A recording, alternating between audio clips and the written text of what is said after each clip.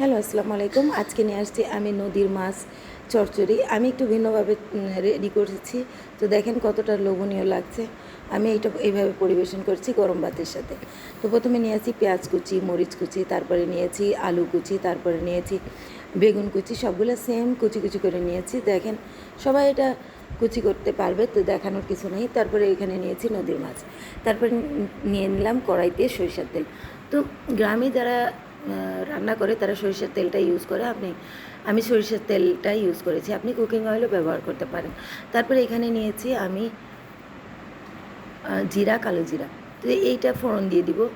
হালকা আঁচে আপনি ফোড়ন দিবেন, নাহলে জিরা কালো জিরা পুড়ে যাবে। তো আমি হালকা আঁচে ফোড়ন দিয়ে দিয়েছি। তারপরে দিয়েছি পেঁয়াজ কুচি করে দিয়েছি। তারপরে এখানে দিয়েছি কাঁচামরিচ কুচি, আপনি ঝাল কম বেশি করতে পারেন। তারপরে নিয়েছি এই পটল কুচি।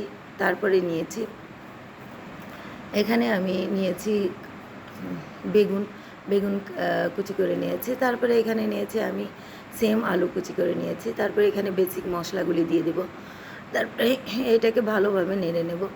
ভালোভাবে নাড়তে নাড়তে দেখবেন যখন সবজিগুলো একটু সিদ্ধ হয়ে আসবে, তখন আমি একটু মাছটা দিয়ে দিব।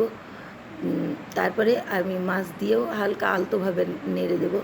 নেড়ে দেওয়ার পর তারপরে দিয়ে দেবো আদা রসুন। আপনি আদা রসুনটা প্রথমেও দিতে পারেন, আমার স্কিপ হয়ে গিয়েছে, এজন্য পরে দিয়ে দিয়েছি।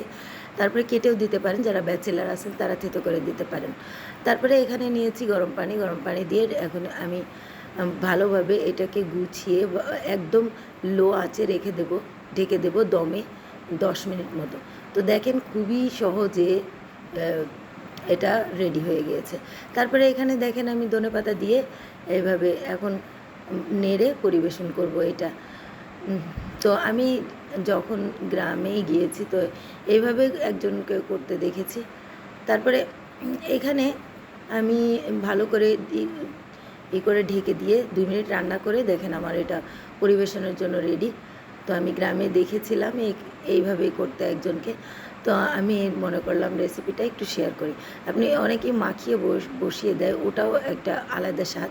আর এটার একটা আলাদা স্বাদ, আপনি দুইটাই ভিন্নভাবে করে দেখতে পারেন।